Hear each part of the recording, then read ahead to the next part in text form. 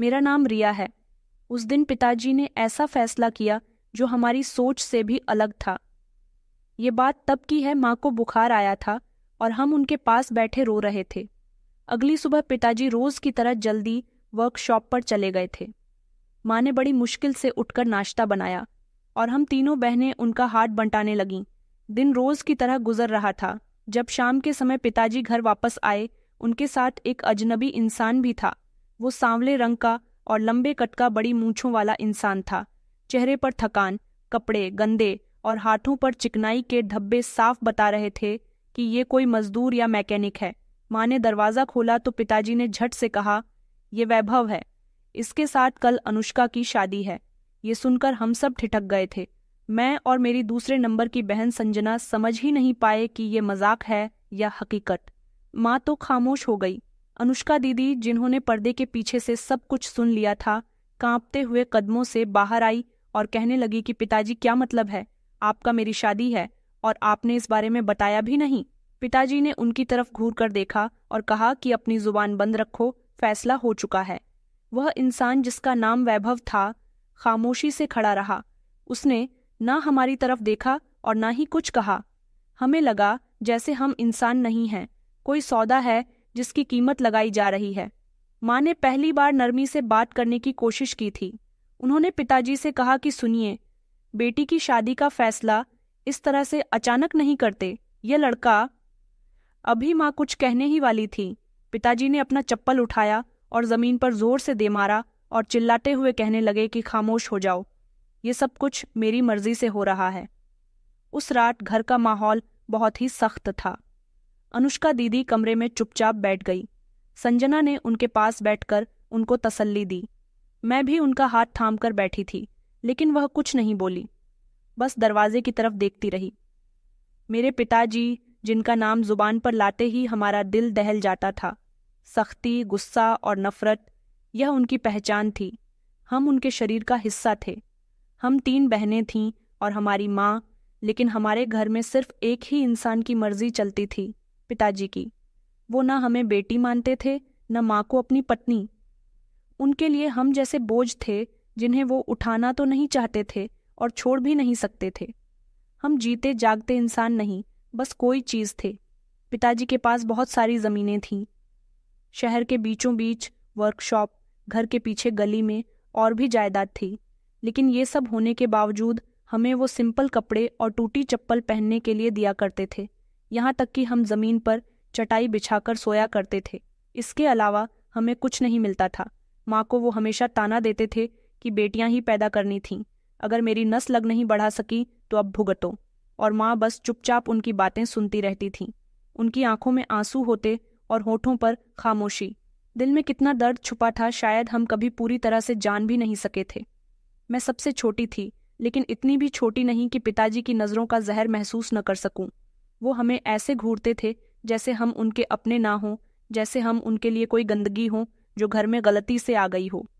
उनकी नज़र में हमारे लिए इज्जत नहीं थी, ना प्यार था, न कभी उन्होंने हमारे सर पर प्यार से हाथ रखा था, न हमारे चेहरे पर मुस्कुराहट देखी थी। एक बार मैंने जिद की कि पिताजी, मुझे भी किताबें चाहिए जैसे स्कूल की बाकी लड़कियों के पास होती हैं। उन्होंने सख्त शब्दों में जवाब दिया कि पढ़कर क्या बनोगी, डॉक्टर? आखिर को चूल्हा ही तो जलाना है। उस दिन के बाद मैंने कभी उनसे कुछ नहीं मांगा। मांगने से ज्यादा इनकार की तकलीफ होती थी। माँ कहती थी कि बेटी, मर्द का दिल नहीं बदलता, बस औरत को सब्र आ जाता है। शायद वो ठीक ही कहती थी। पिताजी के दोस्त और नौकर उनसे डरते थे, मगर हम बेटियां सिर्फ उनसे डरते ही नहीं थे, बल्कि उनके साए से भी कांप जाते थे। कभी कभी अगर कोई मेहमान आ जाता था तो हम चारों को कमरे में बंद कर दिया जाता, ताकि किसी को ये न पता चले कि इस घर में सिर्फ औरतें ही रहती हैं, जैसे हमारी मौजूदगी इस घर में शर्मिंदगी की वजह हो। माँ हमेशा दरवाजे के पीछे बैठकर चुपके चुपके रोती थी, आवाज़ दबाने की भरपूर कोशिश किया करती थी। एक दिन मैंने माँ से पूछा कि पिताजी आपसे इतनी नफरत क्यों करते हैं? वो सिर झुकाकर कहने लगीं कि बेटा, उन्होंने कभी किसी से मोहब्बत ही नहीं की। मेरे ख्याल में पिताजी अंदर से किसी टूटे हुए आईने की तरह थे, जिनके दिल में औरत के लिए सिर्फ नफरत बची थी। माँ बताती थी कि पिताजी की सगाई किसी और से हुई थी, जो उन्हें शादी से कुछ दिन पहले छोड़कर चली गई और उसके बाद उनके दिल में सिर्फ जहर भरा रह गया। शादी तो हमारी माँ से हुई, लेकिन कभी उस शादी को निभाया नहीं जिसे निभाना उनके लिए कांटों से गुजरना था। मैंने अपनी बहनों को भी बचपन में जीते हुए नहीं देखा था। वो हर समय काम करती रहती थीं, बर्तन, कपड़े, सफाई। खेलने का उनके लिए समय ही नहीं था और हंसने की उन्हें इजाजत नहीं थी। पिताजी के होते हुए हम जीते नहीं थे, सिर्फ सांस लेते थे, और वो भी छुपकर। मुझे नहीं पता था कि हमारी जिंदगी का सबसे बड़ा अंधेरा अभी आना बाकी था, और इस अंधेरे में सबसे पहली रोशनी मेरी बड़ी बहन अनुष्का दीदी की जिंदगी से छीनी जाएगी। पिताजी के फैसले की अगली सुबह शादी के लिए पास के पंडित जी को बुलाया गया। पिताजी ने मोहल्ले से सिर्फ 2-3 लोगों को शादी में बुलाया था और बाकी लोगों को इस शादी से अनजान रखा। हमें यह भी कह दिया गया था कि किसी को कुछ मत बताना। अनुष्का दीदी को सिंपल से कपड़े पहनाकर अग्नि के सामने बैठा दिया गया। न मेहंदी, न कोई जेवर, न कोई तैयारी थी, जैसे शादी नहीं बल्कि कोई रस्म की जा रही हो। जब उनके होने वाले पति ने उनके गले में मंगलसूत्र पहनाया तो उनका पूरा शरीर कांप रहा था। शादी होने के बाद उनकी जिंदगी का सौदा पूरा हो गया। शादी के फौरन बाद पिताजी ने कहा कि तैयारियां करो, अनुष्का विदा होने जा रही है। माँ ने कहा कि आप खाली हाथ बेटी को विदा कर रहे हो, इतना सब कुछ होते हुए भी कम से कम उसे कुछ तो दे देते। पिताजी कहने लगे कि इसे कुछ नहीं मिलेगा, जिसके घर जा रही है वही इसे सब कुछ देगा। मैं दहेज के खिलाफ हूँ। मैंने देखा कि अनुष्का दीदी का चेहरा पीला पड़ चुका था। वो बार बार हमें और घर की दीवारों को, कभी माँ को ध्यान से देख रही थीं, जैसे आखिरी बार सब कुछ आंखों में बसा रही हों। विदाई के समय पिताजी ने उनके सर पर हाथ रखकर उन्हें आशीर्वाद नहीं दिया था, बस इशारा किया कि चलो, देर हो रही है। दरवाज़ा बंद हुआ और हमारी बहन हमारे सामने से चली गई, जैसे किसी ने बिना इजाज़त हमारी दुनिया से एक अहम हिस्से को काट दिया हो। अनुष्का दीदी की विदाई के बाद जैसे हमारा घर खामोश हो गया था, वो खामोशी जो दीवारों से टकराकर गूंजती थी, एक ऐसी खामोशी जो सिर्फ मेरी माँ ही समझ सकती थी। दीदी अब हमारे बीच नहीं थीं, मगर उनका खाली कमरा, उनका तकिया, सब कुछ हमें रोज याद दिलाता था कि हमसे क्या छिन गया। एक हफ्ता खामोशी से गुजर गया था, दूसरा बेचैनी में। हम सबको लग रहा था कि शायद वैभव उन्हें लेकर मिलने आएगा या कोई खबर आएगी, मगर हर दिन सिर्फ इंतजार में गुजर गया। कोई खबर नहीं थी। मैं और मेरी बहन संजना हर शाम दरवाजे के करीब बैठ जाते थे, बाहर की सड़क पर देखते थे।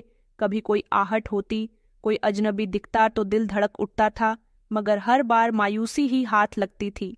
3 महीने गुजर चुके थे। अनुष्का दीदी की कोई खबर नहीं आई थी, ना कोई खत। मैं और संजना रोज घर के सामने खड़े होकर बाहर झांकते थे। एक दिन संजना ने कहा कि शायद पिताजी ने उन्हें कह रखा हो कि वो कभी वापस न आएं। मैंने सिर झुका लिया था कि शायद ऐसा हो सकता है, या फिर वो खुद इस काबिल ना रही हों कि वापस आ जाएं। फिर एक दिन शाम को माँ ने हिम्मत करके पिताजी से बात करने की ठान ली थी। वो कई दिनों से सोच रही थीं, मगर अब उनका सब्र जवाब दे चुका था। वो दोपहर का समय था, पिताजी वर्कशॉप से लौटे ही थे। माँ ने खाना रखा और हल्के शब्दों में कहने लगीं कि एक बार मुझे मेरी बेटी से मिलवा दो। मैं कुछ नहीं कहूँगी, बस एक बार उसे देख लूँगी। पिताजी ने खाने का निवाला मुंह से बाहर फेंका और जोर से टेबल पर हाथ मारा। कहने लगे कि तुम्हारी हिम्मत कैसे हुई मेरे फैसले पर बात करने की। माँ धीरे से कहने लगीं, मैं बस एक माँ हूँ, माँ के दिल में बेटी की तड़प है। माँ के इन शब्दों के बाद जो हुआ वो हमने पहले कभी नहीं देखा था। पिताजी ने झपट कर लाठी उठाई और माँ पर बरसाना शुरू कर दी। पिताजी ने गुस्से से चिल्लाते हुए कहा कि तुम जैसी माँ ने ही तो मुझे मजबूर कर दिया, बेटियां पैदा करके। मैंने और संजना ने दौड़कर माँ को बचाने की कोशिश की, मगर पिताजी हमें भी धकेलते रहे। संजना चीख पड़ी, पिताजी बस कर दो। पिताजी की आंखों में खून उतर आया था। वह कहने लगे, अगर तुम दोनों को भी ऐसे ही विदा न किया तो मेरा नाम भी चंपकदास नहीं है। उस दिन माँ का बाजू सूज गया था। हमने उनके हाथ पर कपड़ा बांध दिया था, मगर वो कुछ बोलती नहीं थी, जैसे अंदर से कुछ टूट गया हो। मैं रात को जागती रही। माँ की सांस धीमी हो चुकी थी, जैसे वो हर सांस में अनुष्का दीदी को याद करती हों। कुछ दिन बाद एक मोहल्ले की औरत हमारे घर पर आई। और माँ से नजरें चुराने लगीं। फिर धीरे से कहने लगी कि अनुष्का को वैभव ने शहर से दूर किसी गांव भेज दिया है, कोई काम करवाता है। कुछ लोग कह रहे थे कि उसे किसी कैदी की तरह रखा है। ये सुनते ही माँ का रंग फीका पड़ गया था। इतना सुनते ही उन्होंने कहा, क्या कहा तुमने? वो मेरी बेटी है, उसे कैद कर दिया है। मैं और संजना इस औरत के पीछे भागे कि और डिटेल पूछ सकें, मगर वो जल्दी से निकल गई थी। शायद उसे पिताजी का डर था। अब माँ दिन रात अनुष्का दीदी का नाम लेती थी। कभी अकेले में बोलती थी कि मेरी बेटी क्या खाती होगी, कभी रात को जागकर बाहर निकल आती थी जैसे दरवाजे पर किसी के आने की आहट सुन ली हो। मैंने और संजना ने माँ को बहुत संभालने की कोशिश की थी, मगर हम खुद भी बच्चे थे। हमने कभी ये सीखा ही नहीं था कि माँ के जख्मों पर मरहम कैसे रखा जाता है। अनुष्का दीदी के बाद माँ का वजूद जैसे आधा रह गया था। फिर एक दिन जब शाम हुई थी तो पिताजी न जाने क्यों जल्दी घर आ गए थे। उनके चेहरे पर वही गुस्सा था जो हम बरसों से देखते आ रहे थे, मगर इस बार आंखों में एक फैसला नजर आ रहा था। संजना की शादी अगले हफ्ते है। बस उन्होंने एक शब्द कहा और जैसे हम सबका खून खुश्क हो गया था। संजना ने झटके से अपना सर उठाया और कहने लगी कि पिताजी, शादी किससे? पिताजी ने कहा कि ज्यादा सवाल करने की जरूरत नहीं है, बस शादी की तैयारी करो, तुम्हारी शादी तय हो चुकी है। माँ ने यकीन न करते हुए उनकी तरफ देखा। कहने लगीं, अभी तक तो अनुष्का की कोई खबर ही नहीं है और आप अब संजना को भी इस तरह भेज दोगे? पिताजी ने बर्तन उठाकर जमीन पर फेंकने शुरू कर दिए और कहने लगे कि खबरदार, जो तुमने उसका नाम भी लिया, और हाँ, शादी तो होकर ही रहेगी। मैं लपक कर माँ के करीब हुई। माँ, कुछ तो करिए, संजना को बचा लीजिए। अगले दिन पिताजी के साथ वही इंसान आया जिससे संजना की शादी तय हुई थी। उसका नाम अनुपम था। न पढ़ा लिखा था, न उसके परिवार का कुछ अता पता था, न उसे किसी बात की समझ बूझ थी। वो गाड़ी के पंक्चर ठीक करने का काम करता था। चाल ढाल और बातों के अंदाज से सब कुछ साफ झलक रहा था कि वो मेरी बहन संजना के लिए किसी भी लिहाज से लायक नहीं है, न दिमाग से न समझदारी से। पिताजी ने हमें एक कोने में बिठाकर शादी की तैयारियों की बातें शुरू कर दी। माँ कहने लगीं कि कम से कम लड़का तो देख लीजिए, उसके बारे में कुछ जानकारी तो निकाल लीजिए। पिताजी ने उनकी बात काट दी और कहा कि मैंने जो फैसला कर लिया है वो होकर रहेगा और तुम सब अपनी जुबान बंद रखो। उस रात संजना और मैं छत पर बैठे थे। ठंडी हवा चल रही थी, मगर हमारे दिल पर जैसे बोझ था। संजना ने सर झुकाकर कहा कि रिया, शायद मेरी किस्मत भी अनुष्का दीदी के जैसी ही है। मैंने कहा, नहीं संजना, हम लोग यहाँ से भाग चलते हैं, माँ को भी साथ लेकर चलेंगे। वो मुस्कुराकर कहने लगी, तू छोटी है, अभी कुछ नहीं जानती, ये दुनिया इतनी आसान नहीं है। माँ हमारे लिए अपनी जान दे सकती है, लेकिन वह पिताजी के सामने एक शब्द नहीं बोल सकती। 2 दिन के बाद शादी की तारीख तय हो गई थी। मोहल्ले में इस बार किसी को खबर नहीं दी गई थी, बस खामोशी से पंडित जी को बुलाया गया। इस बार पिताजी ने हमें नए कपड़े तो दिए थे, मगर वो भी ऐसे जैसे किसी को दिखाने के लिए दिए गए हों। अंदर से सब जानते थे कि ये कोई खुशी नहीं, एक सजा है। संजना ने शादी के दिन कमरे में बैठकर खामोशी से शादी की रस्मों को अंजाम दिया और वही सब कुछ दोहराया गया जो कुछ महीने पहले हम देख चुके थे। बस ये एक खामोश कमरा था, एक मजबूर लड़की और एक बेरहम पिता। विदाई का समय आया तो माँ ने पहली बार कुछ कहना चाहा, मगर पिताजी ने उन्हें हाथ के इशारे से रोक दिया। खामोश रहो, तुमसे ज्यादा मुझे अपनी बेटियों की फिक्र है। संजना ने आखिरी बार पीछे पलटकर हमें देखा। उसकी आंखों में कुछ भी नहीं था, न शिकवा न शिकायत, सिर्फ खामोशी थी। मैं दरवाजे तक गई, उसका हाथ थाम लिया और कहा, तुम चली जाओगी, लेकिन वादा करो कभी कभी यहाँ पर जरूर आया करोगी। उसने सर हिला दिया, मगर इसके बाद न कभी वो खुद आई न उसकी आवाज सुनी। अनुपम उसे ले गया था एक पुरानी सी बाइक पर और हम फिर से 3 से 2 रह गई थीं। शादी के बाद माँ बिल्कुल टूट गई थीं। कई दिनों तक तो उन्होंने कुछ खाया पिया भी नहीं था, न किसी से बात की थी। मैंने उनके लिए चाय बनाई, दवाई दी, मगर वो कुछ भी नहीं बोलती थीं, बस हमेशा बैठे बैठे खाली कमरे को देखती रहती थीं, जैसे वहां संजना की आवाज गूंजती हो। पिताजी का व्यवहार अब और भी ज्यादा सख्त हो चुका था, जैसे वो हमें किसी मशीन की तरह समझते थे। एक एक करके हमें खत्म कर रहे थे। हर रोज उनकी आंखों में एक नया प्लान, एक नई सख्ती झलकती थी। कुछ दिनों के बाद मोहल्ले की वही भीख मांगने वाली औरत जो पहले अनुष्का दीदी की खबर लाई थी, वो फिर से आ गई। उसने मुझे दरवाजे पर बुलाया और धीरे से कहने लगी कि देखो बेटी, संजना का पति भी वही निकला जैसा कि वैभव था। इन दोनों को जैसे किसी मकसद के लिए चुना गया हो। मैंने उनसे सवाल किया कि आपका क्या मतलब है? वो कहने लगी कि तुम्हारा पिता बदला ले रहा है तुम्हारी माँ से और तुम्हारी बहनों से, वो औरतों से नफरत करता है। मैंने दरवाज़ा बंद कर दिया, कमरे में आई और माँ के पास बैठकर सिर्फ इतना कहा कि माँ, अब हमारी जिंदगी में सिर्फ इंतज़ार नहीं, एक और परीक्षा बाकी है और अब वो परीक्षा शायद मेरी शादी की बारी के रूप में आ चुकी है। मैंने अपनी उम्र के वो दिन गुजारने शुरू किए जिनमें लड़कियां आम तौर पर सपने देखती हैं, मगर मैं सिर्फ एक ही ख्याल से परेशान थी कि क्या अब मेरी बारी है। एक रात माँ ने बहुत धीमी आवाज़ में कहा कि रिया, अगर तुम्हें मौका मिले तो चली जाना कहीं भी, ये घर अब तुम्हारे लिए नहीं बचा। मैंने उनका हाथ पकड़कर जवाब दिया कि नहीं माँ, अगर मैं चली गई तो आपका क्या होगा?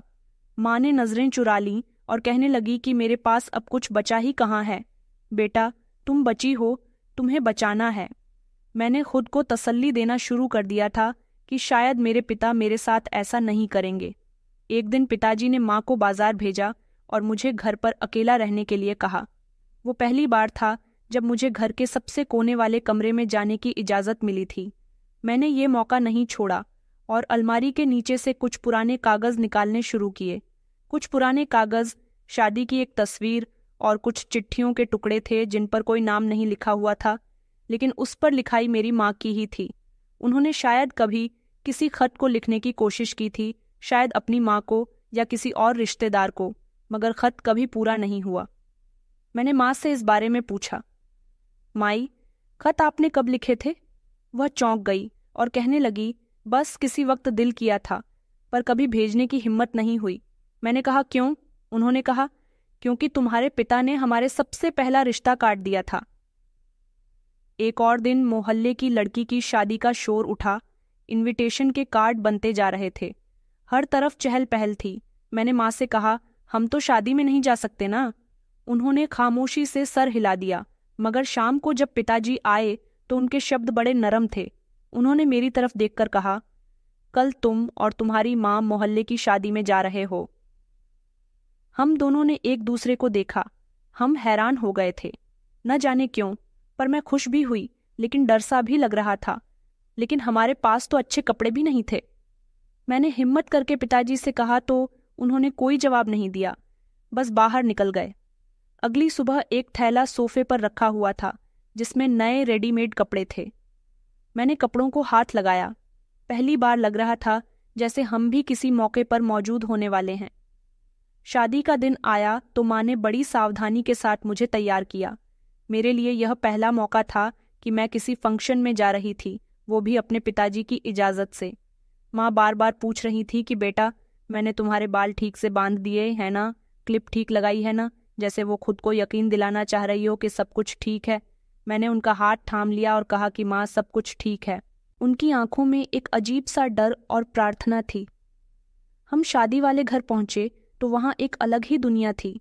रोशनी से सजा हुआ बड़ा सा आंगन, औरतों की हंसी और वहां की रौनक, ये सब कुछ हमारे लिए अजनबी था। माँ ने मेरा हाथ मजबूती से थाम रखा था, जैसे किसी भी लम्हे कुछ भी हो सकता है। हमें औरतों के हिस्से में बिठाया गया। मैं एक कोने में छिपकर बैठ गई। माँ मेरे पास थी। हम दोनों खामोशी से बाकी औरतों को देखते रहे। वो आपस में बातें कर रही थीं, खाना भी खा रही थीं, फोटो ले रही थीं। मैंने ऐसा माहौल हमेशा दूर से देखा था, करीब से नहीं। पहली बार दिल में एक अजीब सी चाहत जागी, काश मेरी जिंदगी भी किसी दिन ऐसी हो। हंसी, खुशी और रंग। शादी का फंक्शन शुरू हुआ तो सरपंच जी की बेटी सजी हुई स्टेज पर आई। उसका दूल्हा भी साथ था, लंबा, गोरा चिट्टा और अच्छे कपड़े पहने हुए। उसे देखकर मेरे दिल में एक सोच आई, काश कोई ऐसा शख्स मुझे भी अपनी जिंदगी में शामिल कर ले जो मुझे इज्जत दे, इंसान समझे। अभी मैं यही सब कुछ सोच रही थी कि मुझे अचानक महसूस हुआ कोई मुझे देख रहा है। नज़र उठाकर देखा तो सामने खड़ा जवान लड़का मेरी तरफ देख रहा था। कपड़ों में सलीका और चेहरे पर नरम एक्सप्रेशन थे। मैंने नजरें झुका ली थीं, लेकिन दिल की धड़कनें बढ़ गई थीं। माँ ने पूछा, क्या हुआ है? मैंने कहा, कुछ नहीं माँ, शायद कोई पहचान रहा था। कुछ देर बाद वो लड़का एक बार फिर से हमारी तरफ आया। इस बार उसके साथ एक बड़ी उम्र की औरत भी थी। वो मेरी माँ के पास आकर रुकी और उन्हें नमस्कार किया। बहन जी, आप चंपक दास जी की पत्नी हैं? माँ ने थोड़ा सा झिझकते हुए कहा। जी। उन्होंने कहा, मैं सरपंच के दोस्त की पत्नी हूँ और ये मेरा भांजा है। हमने आपकी बेटी को देखा, हमें बहुत अच्छी लगी। ये बात सुनकर माँ चौंक गईं और मेरी तरफ देखने लगीं। मेरे दिल की धड़कनें अब तेज हो चुकी थीं। औरत दोबारा मुड़ी और कहने लगी कि हम आपके घर रिश्ता लेकर आएंगे, अगर आप हमें इजाज़त दे दो। इससे पहले माँ कुछ कहती, अचानक उन्हें पिताजी का ख्याल आ गया। उन्होंने जल्दी से कहा, बहन जी, हमें देर हो रही है, हमें जाना है। हम जल्दी से निकल गए थे। मैं जानती थी कि इस फंक्शन में मैंने जो समय गुजारा था वो मेरी जिंदगी बन गया था। वापस आने पर माँ ने कुछ नहीं कहा, लेकिन घर पहुंचते ही उन्होंने अचानक मेरे सर पर हाथ रखा और कहने लगीं कि बेटा, इस दुनिया में शायद अच्छे लोग अब नहीं हैं। मैं खामोश रही, लेकिन दिल में बहुत सारे सवाल थे, थोड़ा सा डर और थोड़ी सी उम्मीद थी। अगले दिन दोपहर के समय दरवाजे पर दस्तक हुई। मैं कमरे में थी। माँ ने दरवाज़ा खोला। वहीं औरत और अजीत के पेरेंट्स खड़े थे। उन्होंने कहा कि हमने कल आपसे बात की थी ना, अब रिश्ता लेकर आए हैं। अगर चंपक दास जी हों तो हम उनसे बात कर लेते हैं। पिताजी तो घर पर नहीं थे। माँ ने जल्दी से दरवाज़ा बंद किया और कहा कि आप लोग यहाँ से चले जाइए, अगर मेरे पति आ गए तो बहुत बुरा होगा। वो औरत कहने लगी कि बहन जी, हम यहाँ इज्जत से आए हैं, आपके साथ कोई ज़बरदस्ती नहीं कर रहे। हमें आपकी लड़की पसंद आ गई है और हम चाहते हैं कि अब वो इस घर से निकले जहाँ उसकी ज़िंदगी बर्बाद हो रही है। माँ ने सिर्फ एक बात कही कि आपकी बहुत मेहरबानी होगी, आप मेरे पति के सामने मत आना, वो कुछ भी कर सकते हैं। उन्हें समझाकर विदा कर दिया गया, मगर शाम को जैसे तूफान आ गया। पिताजी को पता चल गया था। वो घर आए और उनका गुस्सा काबू से बाहर था। उन्होंने मुझे कमरे से घसीटकर बाहर निकाला और कहने लगे कि यही सिखाया था तुमने अपनी बेटी को कि शादी में जाकर लड़कों को फंसाना। मैं रोती रही। मैंने कहा, पिताजी, मैंने कुछ नहीं किया, उन्होंने मुझे मारा, गालियां दीं। माँ ने बीच में आकर रोकने की बहुत कोशिश की, लेकिन पिताजी का हाथ उन पर भी उठ गया। पूरा घर जैसे जंग का मैदान बन चुका था। 2 दिन के बाद वही लोग दोबारा आए। अब की बार अजीत भी उनके साथ था। उसकी आंखों में वही रिक्वेस्ट थी जो मैंने पहली बार देखी थी, आज़ाद होने की। लेकिन पिताजी ने इस बार हद ही पार कर दी थी। उन सबको घर के दरवाजे पर बेइज्जत करके निकाल दिया था। हम माँ बेटी एक बार फिर से अकेले रह गए थे। एक लड़का जिसका नाम अजीत था, उसने मुझे इंसान समझा था। शायद ये पहला मौका था कि किसी ने मुझे देखा, बस किसी लड़की के तौर पर नहीं, बल्कि पूरे इंसान के तौर पर। मैं यही सोचती थी कि ये सपना है, ये किसी नई चीज़ की शुरुआत।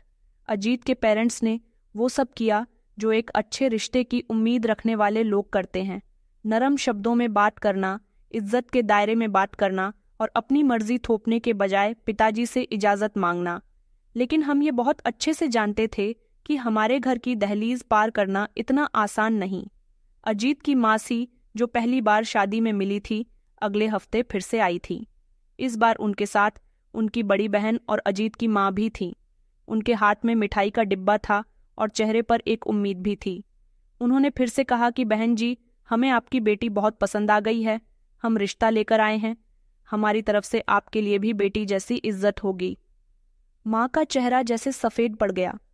वो बहुत धीमे से कहने लगीं कि आप लोग चले जाइए, मेरे पति घर पर नहीं हैं, और अगर वो आ गए तो। अजीत की माँ ने बात काटी और कहा कि हम यहाँ किसी बेइज्जती के लिए नहीं आए। हम चाहते हैं कि रिया महफूज रहे, खुश रहे, और जो हमने देखा वो हमें पसंद आया। मैं कमरे के पीछे खड़ी सब कुछ सुन रही थी। मैंने झांक कर देखा तो अजीत भी उनके साथ था। उसकी नज़र नीचे थी, मगर चेहरे पर फैसला साफ नज़र आ रहा था। अभी माँ ने कुछ कहा भी नहीं था कि दरवाज़ा जोर से खुला। पिताजी आ गए थे। शायद मोहल्ले में किसी ने उन्हें बता दिया था कि कुछ लोग उनकी गैर मौजूदगी में उनके घर आ रहे हैं। पिताजी ने चिल्लाते हुए कहा कि क्या तमाशा लगा रखा है, तुम लोगों ने मेरी इजाज़त के बिना मेरे घर में घुस आए हो। अजीत के पिता ने बात संभालने की कोशिश की थी। भाई साहब, हम आपकी बेटी के लिए रिश्ता लेकर आए हैं, कृपया करके हमारी बात समझने की कोशिश कीजिए। पिताजी ने चौंक कर कहा। रिश्ता? किसका रिश्ता? मेरी बेटी का? वो मेरी तरफ देखने लगे और कहने लगे कि यही सीखा है तुमने, मर्दों को फंसाने के ढंग। उन्होंने मेरी तरफ कदम बढ़ाया और बिना कुछ कहे मुझे थप्पड़ मार दिया। मैं घबरा गई। माँ बीच में आ गई और कहने लगी, ये क्या कर रहे हो आप? ये लोग इज्जत से आए हैं, इनकी बात तो सुन लो। पिताजी ने माँ को भी धक्का दे दिया और कहने लगे कि तुम्हारी वजह से ही मुझे आज ये दिन देखना पड़ रहा है। एक के बाद एक मेरे सर पर सवार हो रही है। अजीत कुछ कदम आगे आया और कहने लगा, अंकल, हमने कोई गलत काम नहीं किया, मैं सिर्फ शराफत से आपके घर रिश्ता लेकर आया हूँ। पिताजी ने उनकी तरफ उंगली उठाई और कहने लगे, तुम यहाँ से निकल जाओ। तुम लोग मेरे घर की दहलीज पर दोबारा कभी मत आना, और अगर आ गए तो मैं पुलिस बुला लूंगा।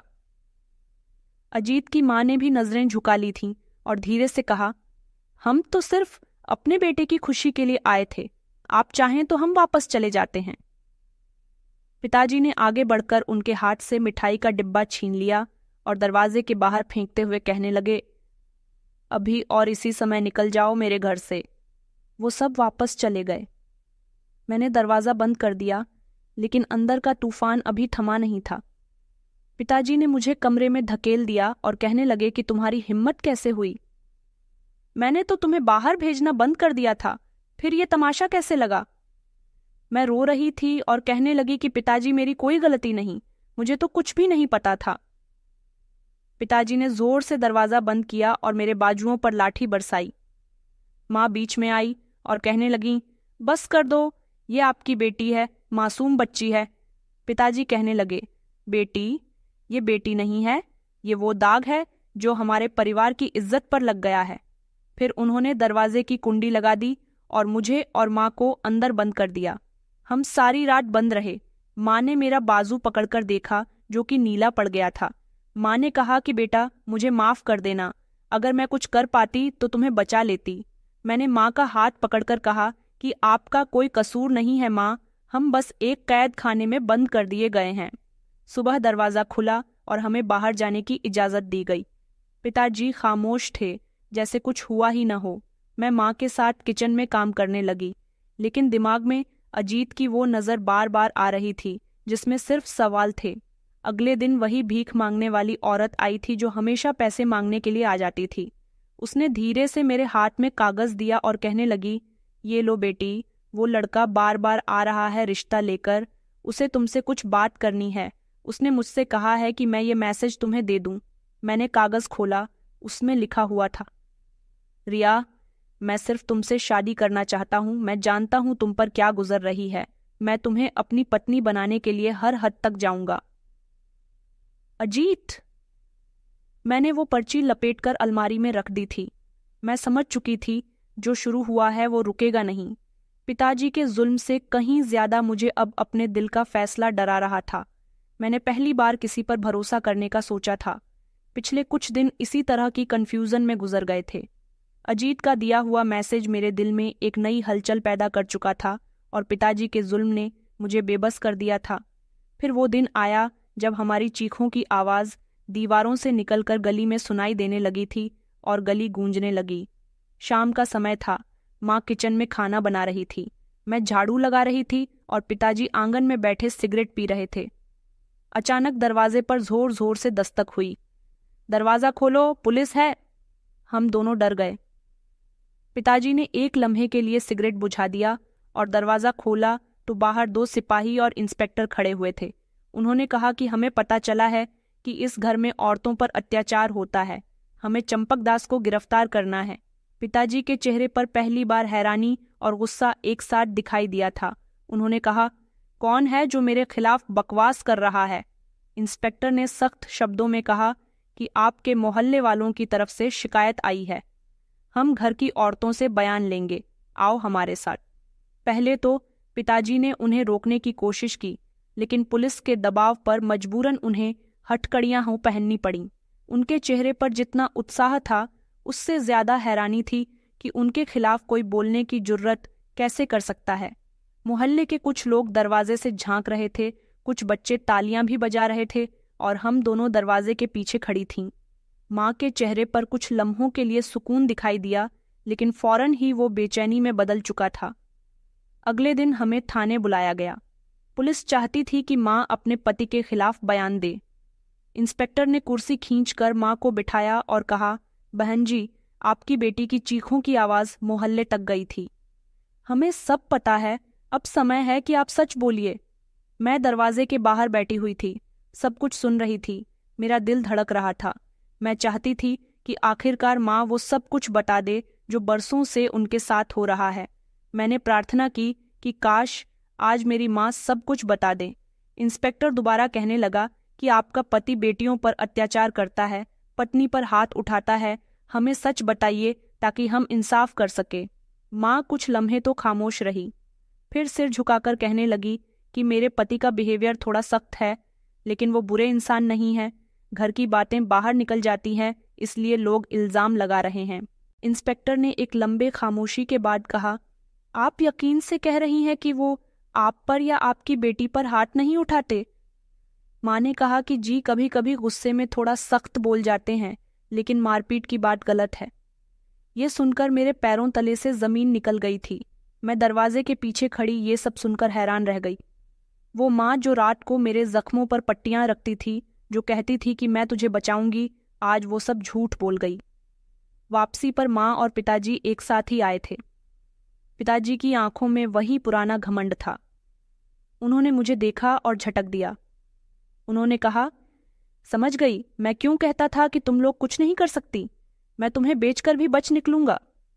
मैंने माँ की तरफ देखा, लेकिन उन्होंने मेरी आंखों से नजरें चुरा ली थीं। कमरे में दाखिल होते ही पिताजी ने दरवाज़ा बंद किया और कहने लगे कि तुम दोनों को लगता है कि पुलिस मेरे खिलाफ खड़ी हो जाएगी। मैंने इस मोहल्ले में पूरे 30 साल गुजारे हैं। माँ खामोश खड़ी रही थीं। मैंने हिम्मत करके माँ से पूछा कि आपने ऐसा क्यों किया, आपने झूठ क्यों बोला? वो एक लम्हे के लिए खामोश रही, फिर धीरे से बोली, रिया, अगर मैं सच बोल देती तो तुम्हारा पिता कभी वापस नहीं आता और तुम्हारी शादी हमेशा के लिए रुक जाती। वो लोग कभी तुम्हें एक्सेप्ट नहीं कर पाते जिन्हें तुम पसंद करती हो। अजीत की बात है, हाँ, अगर तुम्हारे पिता को सज़ा हुई तो उनकी जिद और बढ़ जाएगी। वो कभी तुम्हें किसी के साथ होश नहीं देखना चाहेंगे। मैंने सच छुपाया था ताकि तुम बच सको। मैं कुछ नहीं बोल सकती थी, बस खामोशी से कमरे के एक कोने में बैठ गई। पुलिस स्टेशन से वापस आने के बाद घर में सब कुछ पहले जैसा हो गया था, लेकिन मेरे अंदर कुछ बदल चुका था। माँ का झूठ सुनकर एक तरफ दिल तोड़ रहा था तो दूसरी तरफ कुछ समझ में आने लगा था। वो मेरी हिफाजत के लिए झूठ बोल गई, मगर इस झूठ ने मुझे एक मौका ज़रूर दिया था। इस मौके को मैं खोना नहीं चाहती थी। कुछ दिन गुजरे। पिताजी रोज़ की तरह सुबह को चले जाते थे।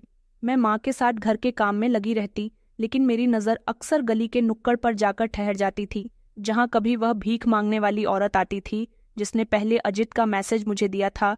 वह औरत फिर आई थी। गर्मी बहुत तेज़ थी, जिसकी वजह से उसे पसीना आ रहा था।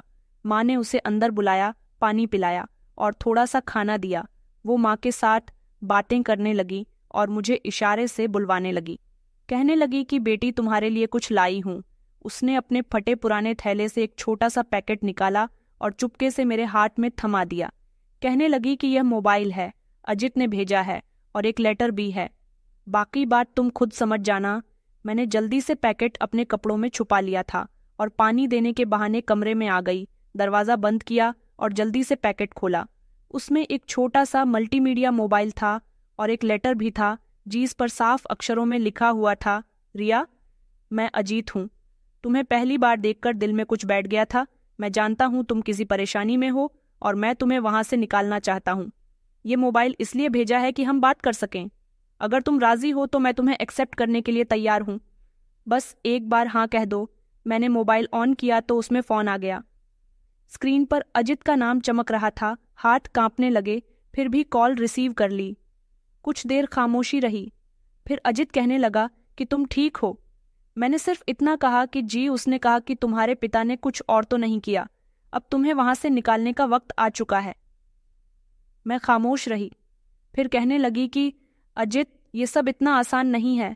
माँ की हालत देखी है, वो रोज थोड़ा थोड़ा मर रही है। मैं भागी तो वो भी मारी जाएंगी।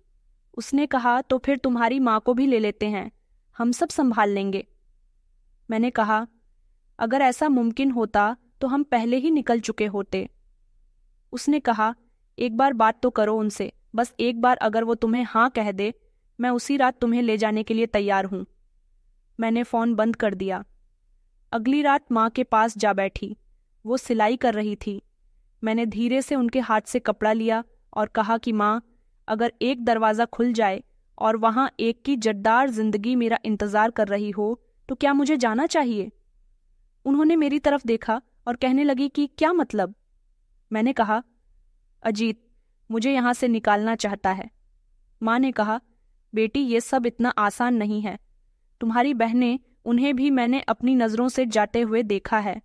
मैंने उनका हाथ पकड़ लिया और कहा, अगर मैं भी चली गई तो कभी वापस नहीं आ सकूंगी।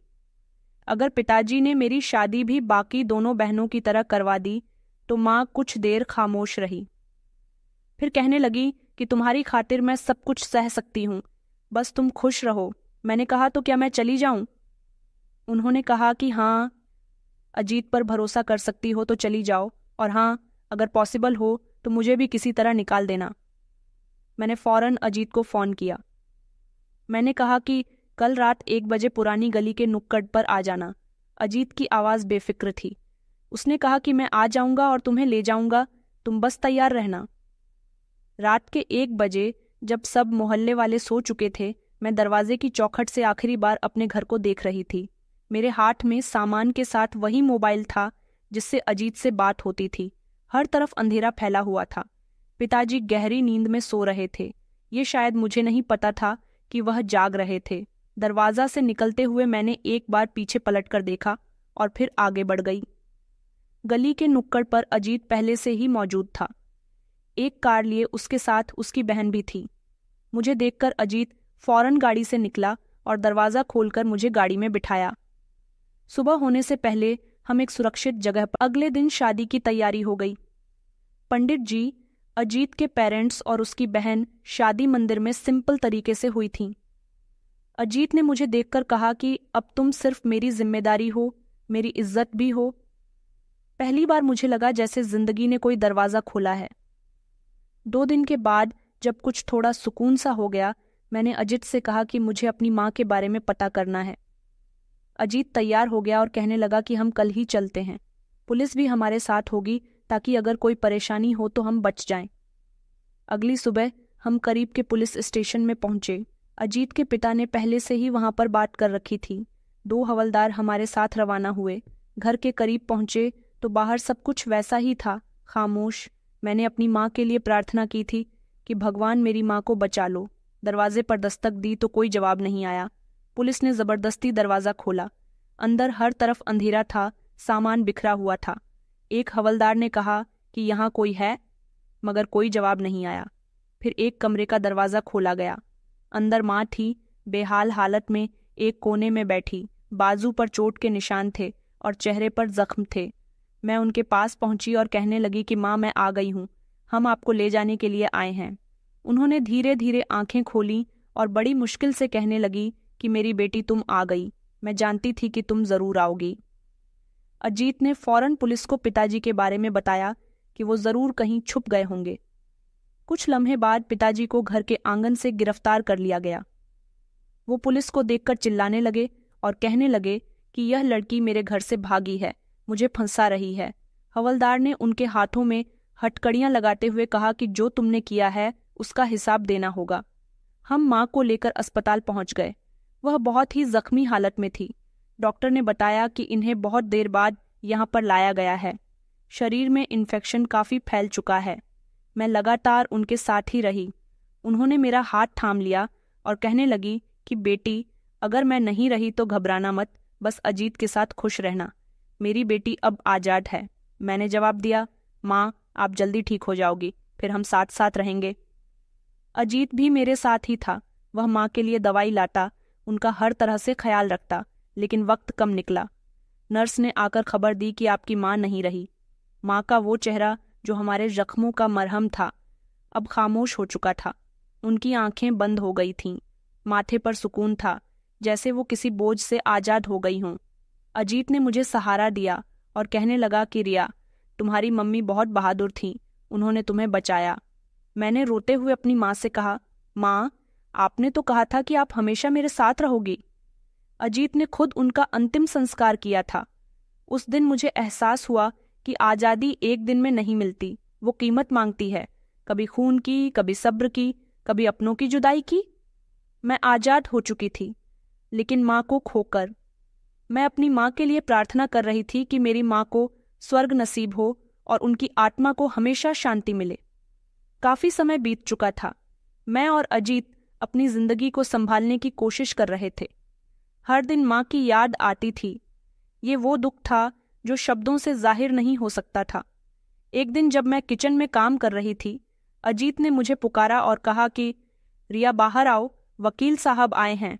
उन्होंने कहा कि मैं आपके पिता का पैगाम लाया हूं, वो तुमसे मिलना चाहते हैं। मैं हैरान रह गई। मैंने कहा, पिताजी जेल में हैं, अब क्या कहने के लिए बाकी रह गया? वकील ने कहा कि वो सिर्फ तुमसे मिलकर माफी मांगना चाहते हैं, वो काफी बीमार हैं। मैं खामोश हो गई। दिल में उलझन थी। अजीत ने धीरे से कहा कि फैसला तुम पर है। 2 दिन बाद जब मैं अजीत के साथ जेल गई तो मेरे दिल में काफी सारे सवाल थे, कई शिकायतें थीं। मुझे अंदर ले जाया गया, कुर्सी पर बिठाया गया। कुछ देर में कमजोर कांपता हुआ आदमी आया।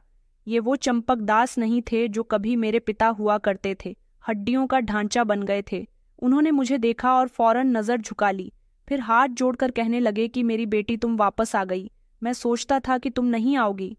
मैंने कोई जवाब नहीं दिया, सिर्फ उनकी तरफ देखा। उनकी आवाज बहुत धीमी हो गई थी, जैसे अंदर का सारा जोर खत्म हो चुका हो। वो कहने लगे कि मैं बहुत बुरा पिता था। मैंने तुम्हारी माँ को मारा, बेटियों की इज्जत छीनी। मुझे कुछ नहीं कहना चाहिए, बस माफी मांगनी है। मैंने कहा, जब माँ को कैद किया, जब बहनों को गलत लोगों के हाथों में सौंप दिया, तब सोचा था कि तुम्हें माफी मांगनी है। उन्होंने सर झुका लिया। कहने लगे कि मैं पागल हो गया था। दरअसल मैं जिस लड़की से मोहब्बत करता था उसने मुझे रिजेक्ट कर दिया था। उसके साथ मेरी सगाई भी हुई थी, लेकिन शादी से 2 दिन पहले वो मुझे छोड़कर भाग गई। और फिर मेरे घर वालों ने जबरदस्ती मेरी शादी तुम्हारी माँ के साथ करवा दी। बस तभी से मुझे औरतों से नफरत होने लगी। तुम्हारी माँ इस नफरत का निशाना बन गई। बेटियां पाप लगने लगीं।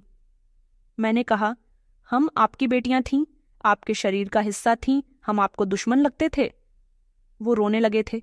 कहने लगे कि हर रात मेरे सपने में तुम्हारी माँ आती है, कहती है कि चंपक दास, तुम मेरे कातिल हो, मैं तुम्हें कभी नहीं छोड़ूंगी।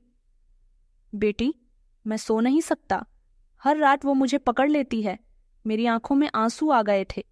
उन्होंने कहा, बस तुम मुझे माफ कर दो, मैं समझूंगा कि तुम्हारी माँ ने भी मुझे माफ कर दिया। मुझे पता है अब मेरी मौत बहुत करीब है, लेकिन मैं यहाँ जेल में नहीं मरना चाहता, अपने घर में मरना चाहता हूँ। मुझे यहाँ से निकाल दो। मैंने कहा, मैं अपनी माँ की तरफ से कुछ नहीं कह सकती, लेकिन मैं खुद कहती हूँ कि तुमने जो किया उसकी सजा दुनिया तुम्हें दे चुकी है। अब जो बचा है वो ऊपर वाला देगा। मैं उठी ही थी, उनकी तरफ देखा, उनकी आंखों में आंसू थे। मैंने कहा, मैं केस वापस ले लूंगी, लेकिन याद रखना, मैं तुम्हें इंसाफ से तो बचा सकती हूँ, लेकिन पछतावे से बाहर नहीं निकाल सकती, क्योंकि कुछ लोगों को सजा से नहीं बल्कि उनके पछतावे से मरना चाहिए। मुकदमा वापस ले लिया गया था। पिताजी को उसी घर में भेज दिया गया था जहां से उन्हें गिरफ्तार किया गया था। पिताजी कुछ समय तक वहां रहे। न मैंने और न किसी आस पड़ोसी ने उनकी कोई मदद की, और वे उसी घर में घुट घुट कर जी रहे थे। एक दिन उन्होंने मुझे अपने पास बुलाया और कहने लगे कि रिया, मेरा एक काम करो, मैं सुकून से मरना चाहता हूँ, लेकिन मरने से पहले मैं तुम्हारी दोनों बहनों से माफी मांगना चाहता हूँ। अनुष्का और संजना, उनको ढूंढकर निकालो। मैंने चौंक कर कहा कि वो दोनों जिंदा हैं, कहाँ हैं वो दोनों? वो खामोश हो गए, सिर्फ अपनी जेब से एक पर्ची निकालकर मुझे दी, जिस पर एक पता लिखा हुआ था। कहने लगे कि ये एड्रेस है, जाकर देख लो, अगर हो सके तो उनसे भी मेरी तरफ से माफी मांग लेना। चाहे वो मेरी शक्ल ना देखें, मगर मरने से पहले मैं उनके बारे में जानना चाहता हूँ, तो शायद मुझे सुकून आ जाएगा। मैं उस एड्रेस पर गई, जो गांव से काफी दूर जाकर था। हम पुराने वीराना आबादी के किनारे कच्चे रास्तों से गुजरते हुए एक टूटे फूटे दरवाजे के सामने जाकर रुके। बाहर ताला लगा हुआ था। हमने आसपास के लोगों से पूछा तो उन्होंने बताया कि यहाँ किसी नौकरानी के साथ 2 लड़कियां रहती थीं। उन्हें कैद करके रखा गया था। यहाँ कोई आता जाता नहीं है। अब हमें नहीं पता कि वो यहाँ हैं या नहीं। ये सुनकर हम हैरान रह गए। हमने पुलिस की मदद ली, मकान का ताला तोड़ा, अंदर दाखिल हुए तो इस छोटे से मकान में हल्की सी बदबू आ रही थी। धीमी धीमी आवाज भी आ रही थी, जैसे कोई बोल रहा हो। हम अंदर गए तो रोशनी बहुत कम थी, मगर नजर आ रहा था। जो नज़ारा देखा उसने मेरे होश उड़ा दिए थे। एक कमरा था जिसके कोने में 2 चारपाई थीं, जिन पर 2 कमजोर शरीर लेटे हुए थे, जिनके शरीर का नीचे का हिस्सा लाचार हो चुका था। मैं धीरे से उनके करीब गई तो देखा कि वहां मेरी दोनों बहनें थीं, संजना और अनुष्का दीदी, जिनको मैं कई सालों के बाद देख रही थी। मैं रोती हुई उनके पास बैठ गई। मैंने कहा कि ये सब कैसे हुआ। संजना ने धीरे से बताया कि पिताजी ने हमें इन लोगों के हवाले कर दिया था, जो औरतों को सिर्फ चीज समझते हैं, मारना पीटना, कैद में रखना, इस्तेमाल करना। आखिरकार एक दिन वैभव और अनुपम ने हम पर इतना जुल्म किया कि हमारी टांगें खराब कर दीं। फिर पिताजी हमें यहाँ फेंक कर चले गए। मैंने अपने आंसू पोंछे और कहा कि अब कुछ नहीं होगा। मैंने उनको सब कुछ बताया और उनको फौरन अस्पताल में भर्ती करवाया। हर दूसरे तीसरे दिन उनके टेस्ट हो रहे थे और सब कुछ वही बताया गया जो हमने अपनी आंखों से देखा था। उन्हें शारीरिक और मानसिक तौर पर टॉर्चर किया गया था। डॉक्टर ने कहा था कि इलाज पॉसिबल है, लेकिन वक्त और बहुत सारा पैसा चाहिए। मैंने क्लेम हम भी बर्बाद किए बिना पिताजी की सारी जायदाद, वर्कशॉप और जमीन, घर सब कुछ बेचने का फैसला कर लिया था। वकील ने भी हैरानी से कहा था कि आपको पता है ना कि ये सब कुछ अभी आपके पिता के नाम पर है। मैंने कहा कि हाँ, वही इंसान मेरी बहनों की ऐसी हालत का जिम्मेदार है। अगर वो सच में अपनी गलती मान चुके हैं तो उनकी जायदाद उनकी बेटियों के हिस्से में आनी चाहिए। मैं अपनी बहनों का इलाज करवाऊंगी। मैंने उनका इलाज शुरू करवा दिया था। कुछ समय के बाद जब उनकी कंडीशन बेहतर होने लगी तो उनके शरीर ने हरकत करनी शुरू कर दी थी। मैं रोज उनके पास बैठती थी, माँ की बातें किया करती थी। एक दिन अनुष्का दीदी कहने लगीं कि रिया, अगर तुम हमें नहीं बचाती तो शायद हम इसी अंधेरे में मर जाते। और फिर वक्त गुजरता गया। एक दिन वो दोनों पूरी तरह से ठीक हो गई थीं, लेकिन अब पिताजी की मौत का वक्त आ चुका था। पिताजी भी अपने अंतिम समय में घुट घुट कर मर गए, मगर हमने फिर भी उनका अंतिम संस्कार किया और उनकी आत्मा की शांति के लिए प्रार्थना की, क्योंकि पिता तो अपना फर्ज कभी नहीं निभा सके, मगर हम बेटियों ने अपना फर्ज निभाया था। तो दोस्तों, कहानी कैसी लगी कमेंट में ज़रूर बताएं। वीडियो अच्छी लगी तो इसे लाइक करें और हमारे चैनल को सब्सक्राइब करना न भूलें। धन्यवाद।